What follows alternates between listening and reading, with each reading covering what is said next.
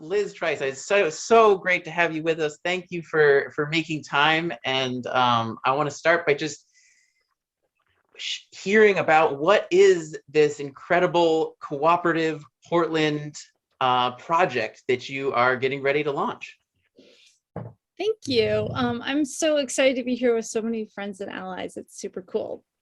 So I'm Liz Trice. I live in Portland, and right at the beginning of the pandemic, the city of Portland put out a competition to say we know we desperately need housing, particularly mixed income, middle income housing. And they picked 4 pieces of city owned land, and they said, give us your best proposals for how to build housing here. And so I put together a team, and we ended up winning 3 out of the 4 parcels of land. And we're building limited equity cooperative housing that is mixed income, and limited equity cooperative is sort of like democratic rent control. You get to, income test at a certain level, and then you get in, like your rent is less if you make less money when you first enter. And then, but there's no profit motive. There's no landlord taking out, raising your rent every year. It's more like a condo association, but you don't have to go get your own mortgage, and you don't get to cash out if you leave after 20 years. So you get stable housing costs. It's democratically managed. And if you ever choose to leave, then someone else gets to come in at an affordable rate. So we have 2 locations, one on Douglas Street, which is, it's very close to downtown, where there's a bunch of playing fields and a skate park and an outdoor pool. And then one is in North Deering, very close, Outer Allen Avenue, very close to Falmouth. And all 3 sites together will have almost 200 homes. And they're mostly going to be townhomes, and also these sort of cool 10-unit buildings that are based roughly on co-housing ideas, where every 10-unit building has like a public community space, a function room that can be programmed to be like a gym or a dinner party room or a music room, and then a guest room. So it's kind of like, instead of having one big common house like co-housing types has, it sort of breaks all of that into lots of little pieces. So right now our first project is going through site plan review. So the soonest that our first project would break ground would be the end of this year, and the soonest anybody would move in would be early 2024. And I'm going to be releasing, we have an interest form that I'll put in the chat, but within the next 2 weeks, I've been building today the actual reservation form, where you say, I'm in this income group, I want this kind of housing unit, here are my preferences for amenities, and here's my $500 to like get me first in line. And so I'm pretty excited to do the whole thing. And it's I have a background in public policy, and I studied housing in graduate school, and I've worked for different developers, and have my whole life have been doing some type or another of community development or environmental work. So this is pretty awesome to be doing this now.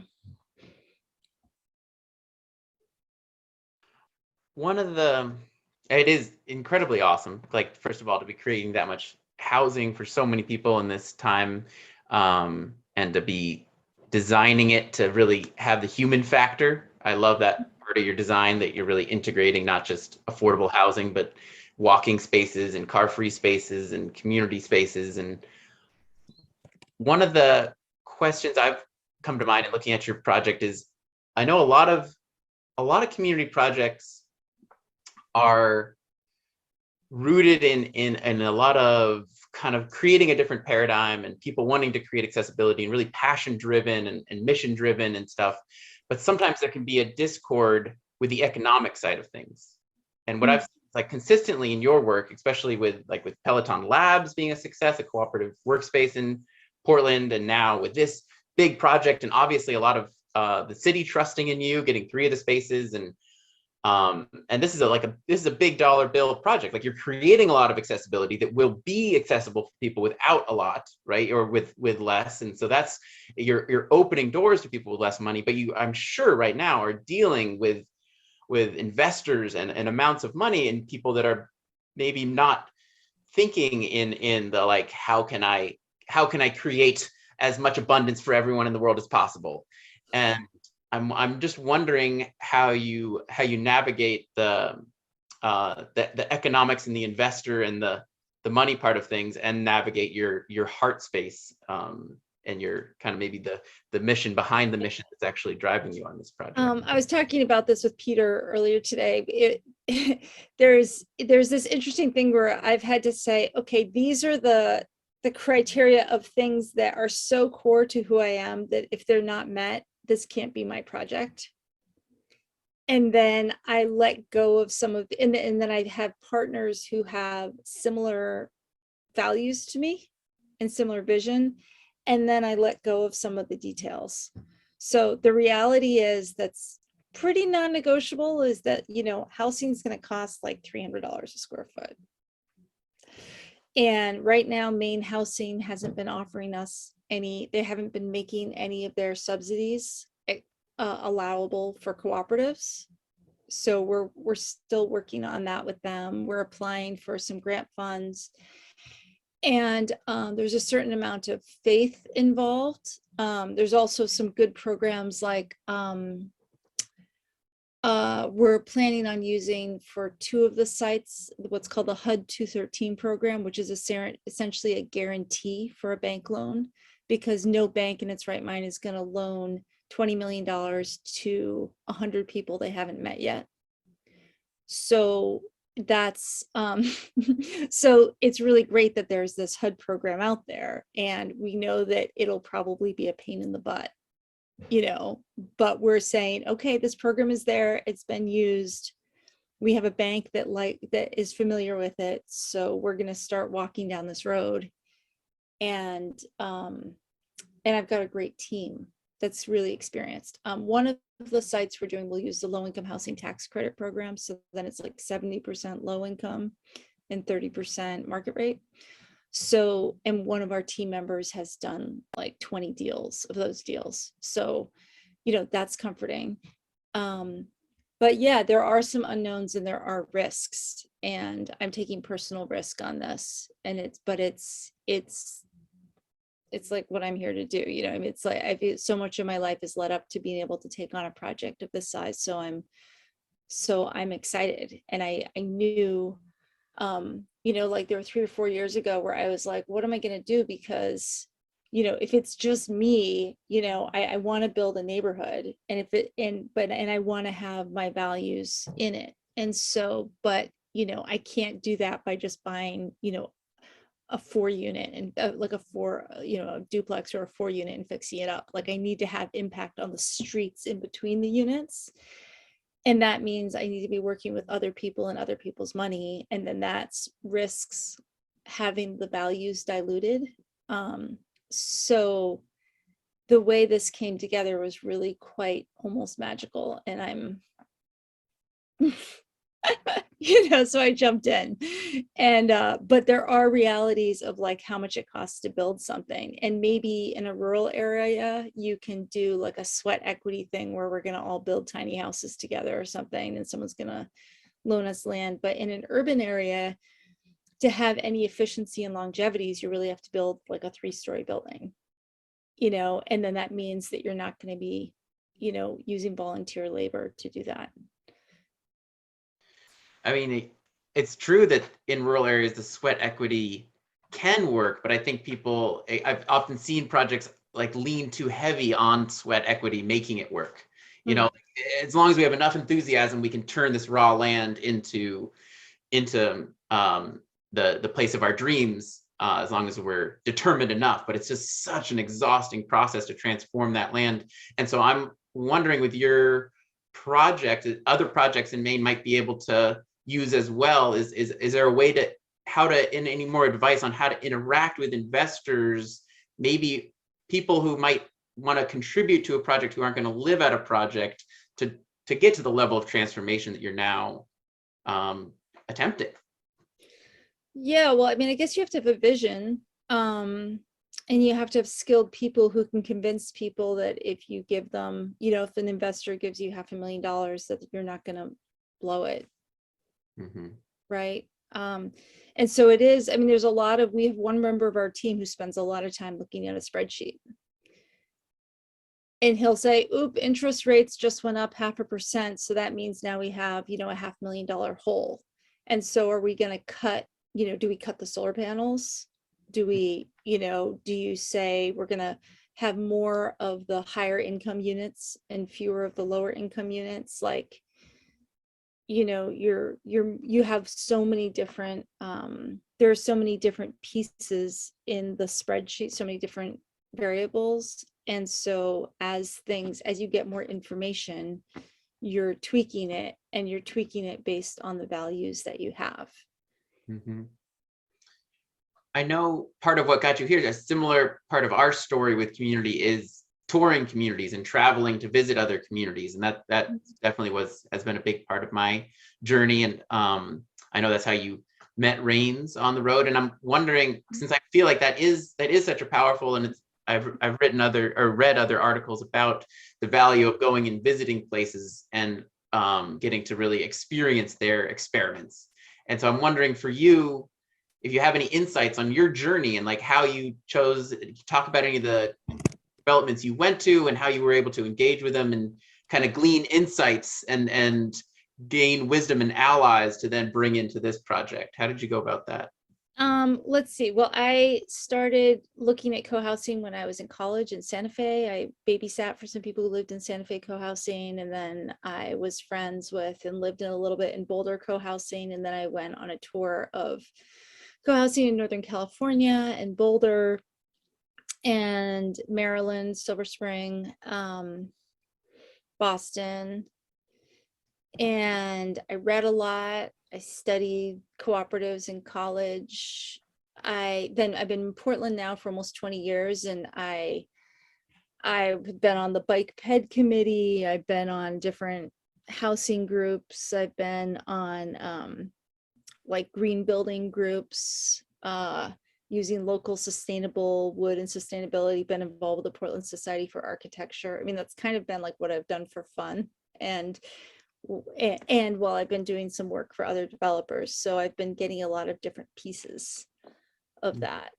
And like going and advocating for pedestrian issues or talking to the planning board and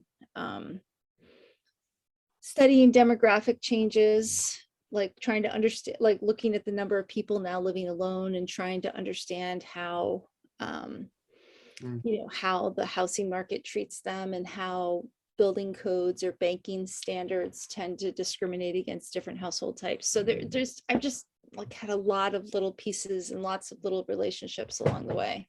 Mm-hmm. I haven't had like a standard career path. I tried to host a co-housing community meeting like 10 years ago, and it was fairly unsuccessful. It opened my eyes though, because almost every person who showed up had a wildly different definition of co-housing and wildly different vision, which was fairly incompatible. Like of 15 people, there were probably 9 different visions that were totally non-compatible. So I started thinking about, okay, how does it really matter? One person wants to live in the city, one person wants to live somewhere else, one person wants to be sharing meals all the time with other people, one person wants their own unit. There's such a wide variety of what people want. So you kind of have to sketch out like, okay, this is what it's going to be. And then who's interested, or there's all different sorts of ways of people going about it. But once we got in this track, once the city made the land available, it provided a deadline to come up with a vision. And then the city's guidelines started dictating things. Like the city said, it has to be at least 25% of units have to be affordable to households making under 80% of the area median income. And you can't have units that are available to people who make over 100% of the area median income. And it has to be mixed income, and it has to be multi-generational, and it has to be. So we were like, okay, you know, so those are the rules we're playing by right now, you know, like we were also shaped by those outside forces. Mhm. Are there other projects? Because your project, even though it has a lot of momentum and it's in a getting ready to break ground, and are there other projects that you feel like you're following the blueprint of, or are you pioneering something you haven't seen otherwise? This hasn't happened in Maine. I mean, we are following the same size as the low income housing tax credit projects, which require about 40 units to make sense financially. So each of our projects is going to be about 60 to 70 units. Mm. So, because it's just, you know, like when your loan closing fee is $200,000, you know, or when it costs $400,000 to design a building.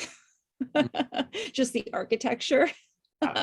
You know, there's like certain scales that you need to operate at.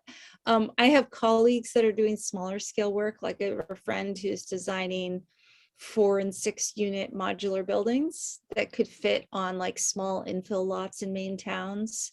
Mhm. And so I've been connected with a lot of different people trying to do innovative things, either you know, we've been contacted by probably 20 different communities in Maine that like our model and would like to see it happen in their town. And we're like, great, once we make it work once, in place with the highest rents in Maine, then we can talk about, you know, can we make it work somewhere else? And maybe once we're successful, then suddenly, you know, other subsidies will open up, grants or subsidies, once people see that we're successful. Mhm. Mhm. And is there anything that the small communities can do to support your being a success? Like, what's your call out to the wider network? Yeah, I mean, honestly, our first next step is just to say, uh, send people who are excited to our website and get them on our list, because we need to get our construction loan, we need to do 90% pre-sales, which right now is like, you know, we're asking for $500 deposits. Mhm. And you individuals do not have to get mortgages. Like, it's more like putting down a deposit or a small down payment and then paying rent, but it's democratic and it's stable. So so really showing that we can, if we have strong pre-sales, that's going to help a lot. Mhm. And then also, I guess if anyone's got relationships at Maine Housing or at, you know, state government, to say, wow, this cooperative stuff is really exciting and that's the future of what we need in Maine, you know, the more people saying that, the better. Right. More people be excited and tell people in power how excited they are. Yeah. Yeah, somebody asks, what's the entity that own the housing? So that entity that owns the housing is the cooperative. So it's a democratically owned, it's a cooperative corporation that's owned by the residents. So we will form the cooperative in the next year. Well, there'll actually be multiple cooperatives, but we will form the cooperative. We get the cooperative gets more than the big gets the cooperative itself gets the big loan. We build it, and then once everyone's been assigned a unit and we know who everybody is, then we will literally, instead of me being on the board, it'll be you being on the board, and we take a fee for doing the whole process and step away, and we're not involved after that. And then there's certain compliance things that need to happen, but we have budget line items and we're lining up organizations to be like, this is the organization that's going to do team building and capacity building. This is the organization that can do facilities management. This is the organization that can do government compliance. But the board, the democratically elected board of the cooperative, can hire and fire those organizations as they want. You know, the cooperative itself isn't controlled by anyone else. Can members invest more than the deposit? We don't currently have a plan for that right now, but if we end up with a big hole in the budget, we may get creative and say, oh, okay, you know, let's say we can only get $19 million from a bank and we need $1 million and we need 20 million. then we might try to fill in that million with sort of local crowdfunding type investors. And opening the floor, I saw there were some other questions in the chat, and I want to now just open in our last, we have for this, we have another 15 minutes, so plenty of time. If anyone else has questions you just want to ask Liz directly, please go ahead. Someone asked about if this is similar to the Ithaca, New York Eco Village. I don't know enough about that to say how it might be similar or dissimilar. So the question is, my role as project developer, building the community social side fully up to the members, starting with, hold on. Yeah, so I'm part of a three-person. Starting with the budget, I just meant, i.e. there's funds already allocated for these activities when they start, or no? No, they said Okay. we were allocated the right and privilege to buy the land and figure out a development plan, which on one hand doesn't sound great, because it's like, yes, we will give you first in line chance to go figure out where to find $20 million and build it and sell it and whatever. But on the other hand, it's actually really great, because if the land had gone on the open market and we had to compete against people who had existing products that they had already figured out and already had it all streamlined, it would be really hard, because it's going to be, you know, like 3 years between that process and putting a shovel in the ground. So knowing that the city's just holding on to the land and trusting, and knowing that they're cheering us on, is actually a huge thing, because we're not fighting, there's like, at least we're not fighting uphill against competing for the land with other developers, and we're not fighting uphill against a council that doesn't want to see something innovative. You know, they're in support of us. So I'm part of a 3-person, I have 2 other partners that are doing all of this, and we all have, you know, other jobs, and we're not getting paid anything until the project is complete and successful financially. Do you have an MOU? We have a purchase and sale agreement with the city. And then that's I'm not sure who else, if someone means we would have an MOU with anyone else, but the only legal agreements we have is among ourselves and a purchase and sale agreement with the city. Did you consider other legal organizational structure, i.e. what is about the co-op model that is most effective, efficient, and what was part of the pitch, the co-op structure to lenders? So the lender we're working with the HUD 213 program, which only works on co-ops. And the advantage of that program is they actually loan, I think it's 98% of the total project costs, whereas most banks only want to loan 80% of a project costs. So, you know, that's really good. And also it's one big loan from construction through permanent financing. So like 40 years of low interest financing, which is amazing. And we came to the limited equity co-op model because my partner, Brian Ang, had already been exploring that. He grew up in a co-op in New York and is on the board of the Urban Homesteading Authority. It's called UHAB. And the cool thing about limited equity cooperatives is that it creates permanent affordability, and you can also bring in people who are at different income levels in equitable ways. So we'll have people who at lower income levels paying less money monthly for the same unit as someone who's coming in at a higher income level.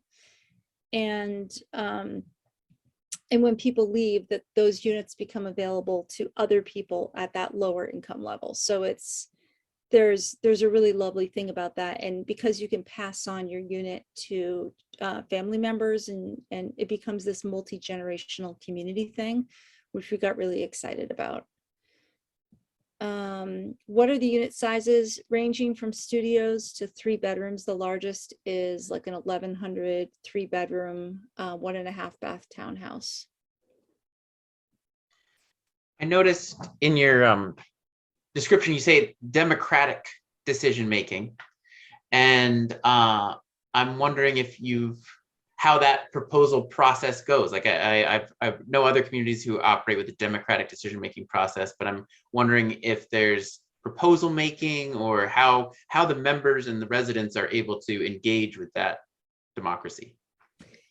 I'm not too deep into the details of that. I don't, we have hired a consultant who's worked with cooperatives for decades to help us with that, but there are standard cooperative bylaws, just like condo bylaws. You know, you elect representatives to a board and the board has votes and, you know, and so if there's a surplus one year, you know, the association can decide whether to build a swimming pool or whether to lower everybody's rents. You know, and we're not trying to mess with that. Like those are decisions that the future residents can make. Though they will have some regulations that they have to follow, but we're not trying to tie their hands unnecessarily as it goes on to the future. And the idea is just to use the best practices that are out there from UHAB has 25,000 units that they support of housing in of limited equity cooperatives in New York. So we trust them to have good models. Okay, how much have you needed to navigate the state, city, county level? Will this model vary between city and county? Well, Portland right now is getting really progressive. They recognize housing as a problem. So they started this process, and I've been involved with changing zoning laws as well to make housing easier to build, just as an advocate. So, you know, allowing density helps with affordability and with community. So like towns that say that every house needs, you know, a 5-acre lot, that's a different situation than what we're doing. So we've got some good support at the city, but we still have to work through, like, you know, the fire department and the E911 state people and how the postal service works, and they all have their ideas of how they think a neighborhood should be designed to make life easy for them. We are applying for county ARPA funds, and we would like to get funds from the state, either through probably through Maine Housing or maybe economic development, and we haven't made too much inroads there. Do you have a target price range? So the way that this particular thing that we're doing works is you can't charge more than 30% of someone's income of whatever income range they're in. So that means, so right now the area median income for a family of 4 in Cumberland County is $100,000. So if that family of 4 got a 3-bedroom unit, then they couldn't be charged more than 30% of their income for their housing, including utilities. So that would be, you know, $30,000 a year, or a little bit less than, you know, it couldn't be more. It's like $2,500 a month. That's the maximum. So their maximum set. If we don't need to charge that much, we won't. And the cooperative can, as I said, can decide what to do with their surpluses if they have some. And the way it works is you get, when you apply to move in, your income, there's an income test based on your federally adjusted gross income on your taxes. And that's what you're put into an income band based on that. And then that doesn't change. So if in 3 years you make $20,000 more or $20,000 less, you don't fall into a different income range. Your rent doesn't change based on future fluctuations.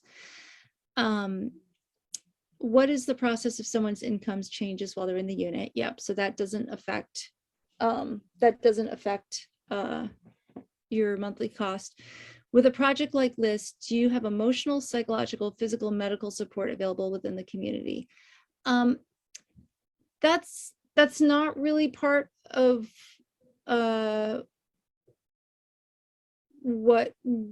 that's not really part of the plan for what we're doing. There is some, we have a partnership with a credit union. So we've talked about some financial wellness counseling, especially for people who end up needing, you know, if the purchase share ends up being $10,000, we expect that certain percentage of households will need to take a loan to get that. And so, so we want them to have access to financial counseling, but it's not intended to be a there's not intended to be a social service element necessarily. Community elements, capacity building to make sure that the democratic management works, but not necessarily like case management type stuff.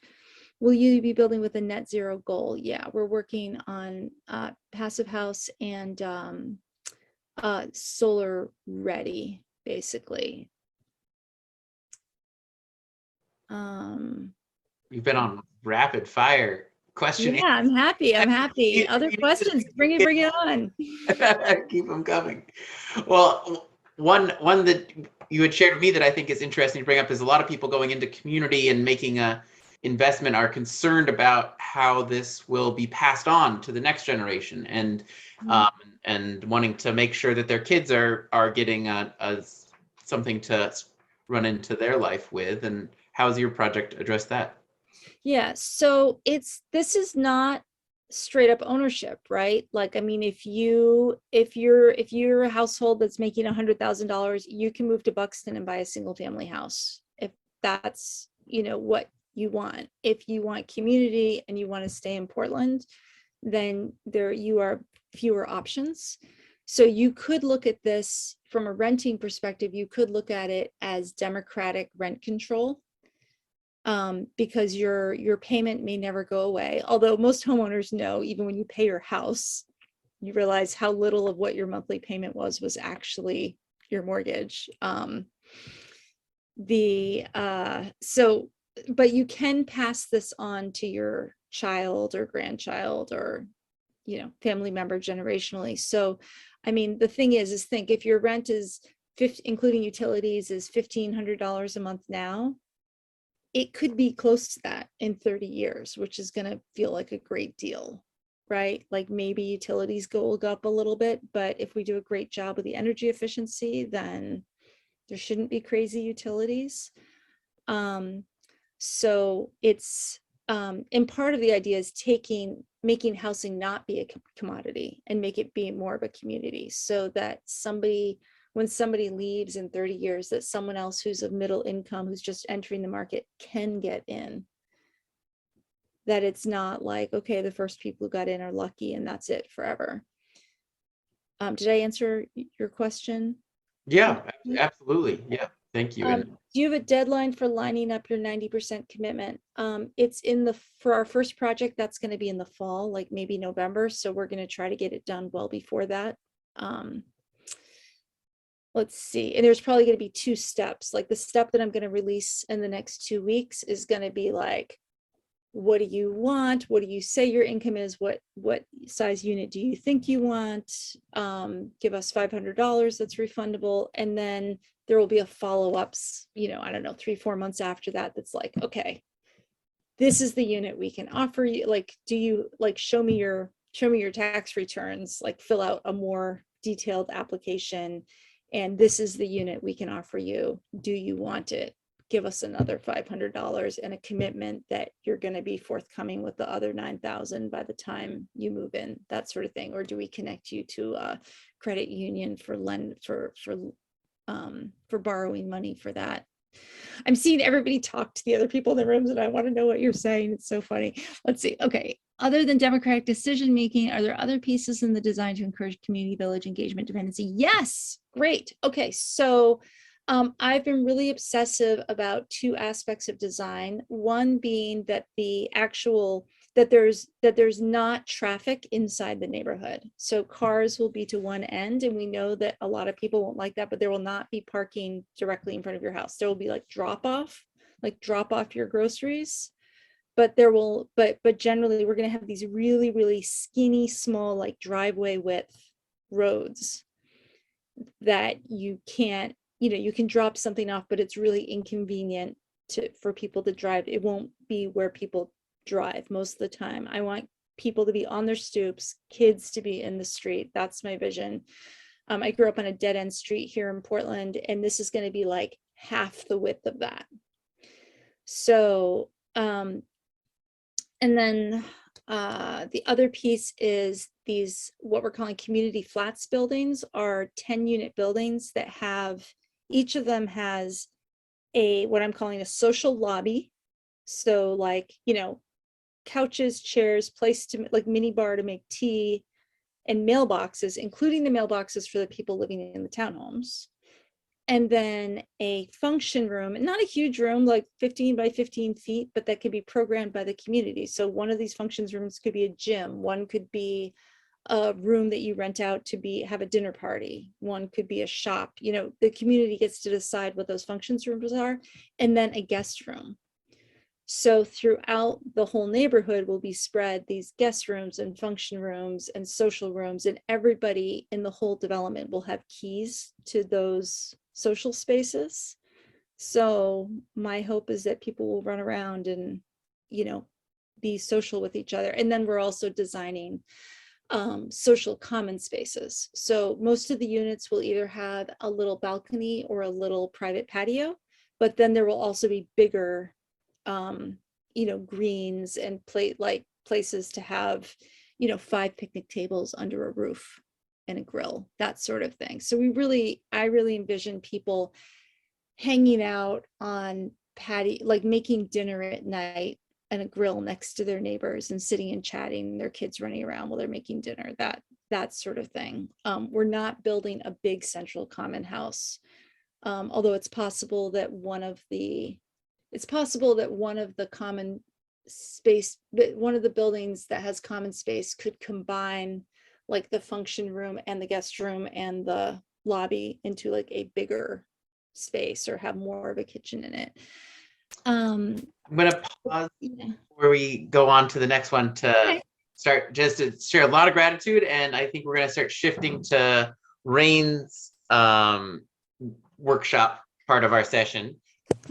I want to add that we will still have time with you after Rain's session at 7:30. We're going to shift to the breakout rooms, and Liz is going to stay with us, I believe, and just have one of the breakout rooms themed for just all of your questions about this Portland Cooperative project. So stay tuned, and then you'll get a small circle to ask all of your questions. So thank you so much for taking this time. Appreciate it. My pleasure. Thank you.